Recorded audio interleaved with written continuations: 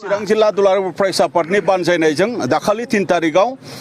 दुधनैयाव सानै हिनजावसाखौ माने जिनाहारि खालामनाय जाथाय लोगोसे बे जिनाहारि जाथायजोंनो लोब्बा थानाय दायनिगिरिखौ खौरां लानो थांनाय हिरण्मय खाख्लारिखौ अयनाय भाबै 5 तारिख खालि आक्रमण खालामनानै जिउ फोजोबनाय बे मोन्नैबो जाथायखौ निन्दा खालामनानै दिनै दुलाराय फरायसा आफादा दिनै रेलि हाबाफारि लादों आरो बे रेलि हाबाफारिनि गेजेरजों बेखौनो आसाम सरकारनिसिम आरो पुलिस प्रशासननिसिम जोङो दाबि दैखांदों जे बे घटनायाव बा बे जाथायाव लोब्बा थानाय दायनिगिरि बिथांमोनखौ माने जिउ जोबजासिम फासि होनायनि गेजेरजों बिथांमोनखौ साजा होनांगौ 1 नम्बर 2 नम्बर बिथांमोनखौ फार्स्ट माने ट्रेक माने कोर्टआव लाबोनायनि गेजेरजों बिथांमोनखौ माने बिसार खालामनांगौ साजा होनांगौ आरो लोगोसे जाय बिथाङा जिउ जोब्बाय दिनै हिरण्मय खाख्लारि बे बिथांनि न'खरनिसिम 20 लाख माने अनसुंथाइ बा कम्पेनसेसन रां माने होनांगौ आसाम सरकारा जोङो दाबि खालामदों आरो सानै हिनजावसाया जितु रेप खालामजादों बे सानै हिनजावसानो आसाम सरकारा जेन 5 लाख रां खरियै बिथांमोननो जेन कम्पेनसेसन होयो बे मोनथाम दाबिखौ लानानै जोङो दिनैनि बे रेलि हाबाफारिखौ लादों लोगोसे बेफोरबायदि माने जाथाया जोंनि समाजनि थाखाय नाजावथाव नङा आरो बेफोरबायदि जाथायखौ जोङो माब्लाबाबो दुलाराय फरायसा आफादा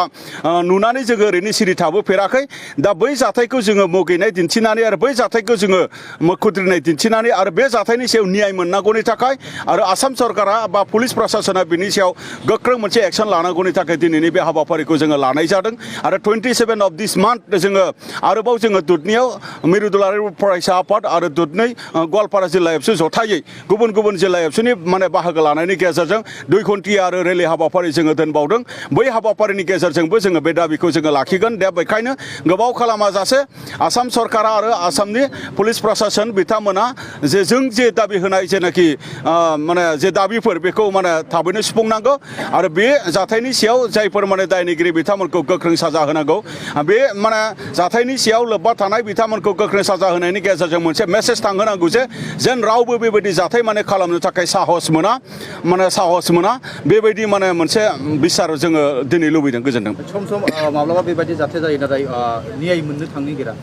नंगौ बियो माने सम बेबायदि जाथाया माने जादों जायगा जोंनि आसामाव बा जोंनि भारताव बा जोंनि चिरां जिल्लायावबो जादों बबेबा जाथाया दिनै न्याय मोनबाय बिजिरनाय मोनबाय आरो बबेबा जाथाया न्याय मोनाखै आरो बिजिरनाय मोनाखै आरो बे जायफोर बिजिरनाय मोनाखै बैफोर जाथायफोरखौ लानानै जायफोर जों दुलाराय फरायसाफोरा जेरैबायदि जोङो सिगाङाव नांबोबाय थादोंमोन बैफोरनि थाखायबो जोङो दिनै थाद'आखै जोङो बिनि थाखाय लिगेलि माने जोङो इन्टारनेलि जोङो बेखौ मावबाय थानाय जादों आरो दिनै बियो मोनसे गुबुन माने केस बिजिरनाय मोनै जाथाय बिजिरनाय मोनै बायदि दाजाथों जोङो बेखौ लुबैदों बेनि थाखाय जों आसाम सरकार आरो पुलिस प्रशासननिसिम दाबि दैखांदों जे आसामाव जेसेबां माने रेप इन्सिडेन्ट जालांबाय बा मार्डार इन्सिडेन्ट जालांबाय जेन माने बे केसा पेन्डिं जानानै थाया जेन बे केसा माने आनसल्भ जानानै थाया बे माने न्याय मोनै जानानै थाया बे गासैबो माने जेनाखि मोनसे इन्सिडेन्ट जालांदों बिनि सायाव एसे लेटैब्लाबो माने सिगाङाव जालांनाय जाथायफोरखौ थाबैनो माने मा होनदों न्याय होनांगौनि थाखाय बिथांमोना खामानि मावनांगौ बेखौ जों दाबि दैखांदों गोजोनदों